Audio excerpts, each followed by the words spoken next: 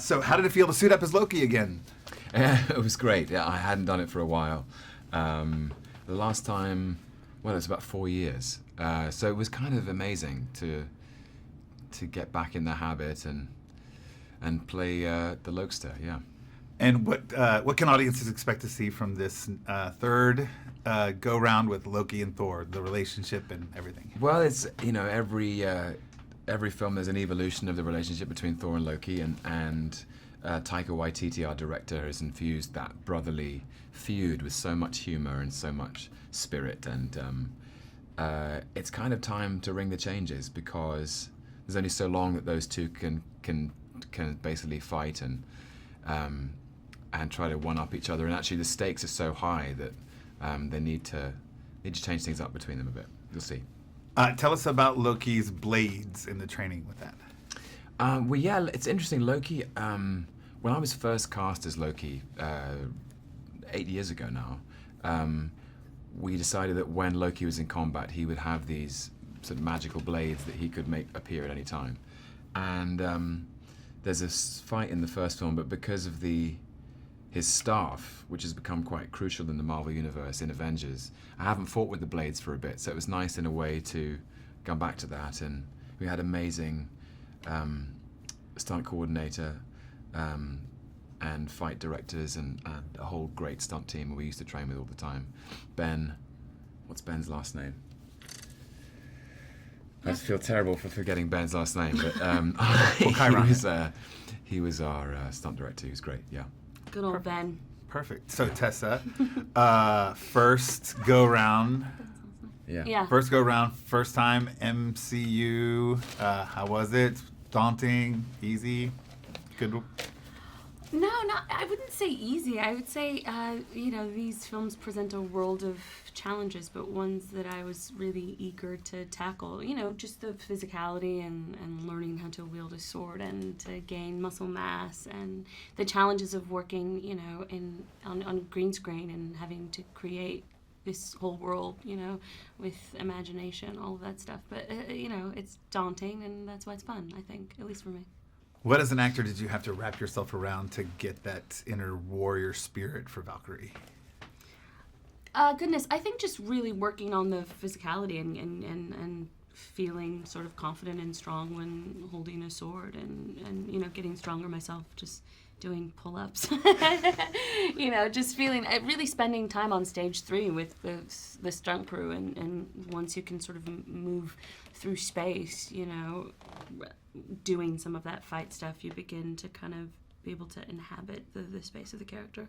And then, of course, so much of the universe is created for you just with costume and what's happening around you. So it's, you're not doing it on your own. So playing such a strong female character in the Marvel Universe is always looked at as you're going to be a role model. You're going to be looked up to by little girls. Tell me what that feels like. Yeah, it feels tremendous, and hopefully not just by little girls, by boys too. I think it's important that boys look at female characters and think it's something that they would like to aspire to be. I think that's really important. And I have the added benefit, I think, of being able to present a character that wasn't necessarily historically represented this way. And so there's a host of young women that look like me, and their mothers write me and say, we're so happy that our little girl gets to see a woman that looks like her on screen. I certainly never thought that I would be in a film like this playing a superhero, and I think some of that has to do with the fact that I didn't grow up watching a superhero that looks like me. So that's a joy. And now this is both of them, so if we can open it up so we get both of them in the camera. And I apologize, I shouldn't have said just little girls. Everyone should look up. So tell me your favorite. I know it's practical sets and green screen. What was your favorite set to work on during filming? You want to jump in with that? I really like the Hulk suite, which you weren't. I didn't spend any time really in the Hulk suite. Oh, you were in my apartment though. That was cool. Was it your apartment? Yes. Yeah. I mean, in the set, in my set apartment. Yeah. Valkyrie, Scrapper 142 or Val has an apartment on Sakaar. Loki ends up there in chains.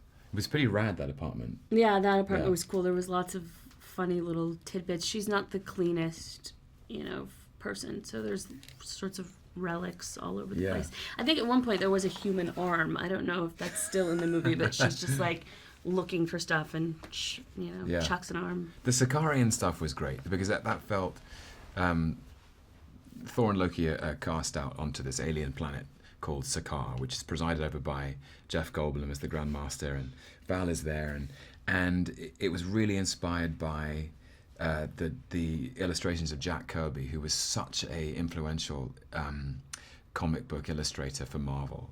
And it's really out there and out of this world, and so the colours of those sets.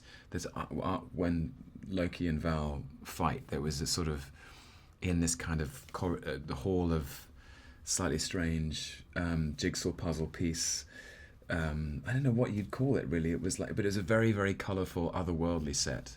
Kind of felt like we were in Wonka's Chocolate Factory or something, you know? Yeah, and then Hulk Suite, where he lives, is sort of this lush, like bachelor pad, but everything's huge, obviously, because it's the Hulk. He has a hot tub and a circular bed and a bar, which of course Val enjoys immensely. But yeah, you as an actor, you're always trying to suspend your own disbelief, and thereby the audience's. So it's always a pleasure to walk onto a set that just is so lived in and is telling a story. It makes your job easier. A lot of the folks that I've talked to already have talked about how Taika was very encouraging of improvisation. And there's going to be some stuff possibly on the cutting room floor that we see. Is there any insight to some fun stuff that happened on set that's... I think Taika's whole... I think he's immaculate, really, at capturing the spontaneity of improvisation. And that's what he loves most about being a filmmaker, is understanding the structure of the story, inspiring his actors to understand it too, but then along the way to play with it, to see what comes up in the moment, because really that's the magic. If you can capture things that characters would say as they think it for the first time, I think it always comes off as fresher than anything that was ever scripted, and that specifically works with his comedy. It's such a fun film. It's so funny. Every character is funny in a way, and so it made the set feel very light, which is lovely. Everyone's playing the game with everybody. One word answers for Taika. How was it working with Taika? Hilarious. Goofy. All right, the last question is, what do you each hope that people walk away from the theater after seeing this film with? I hope that people have a great time.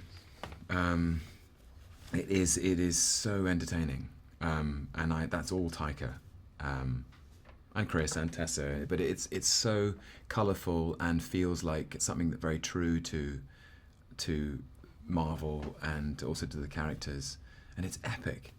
It's just a great time. I hope people enjoy it.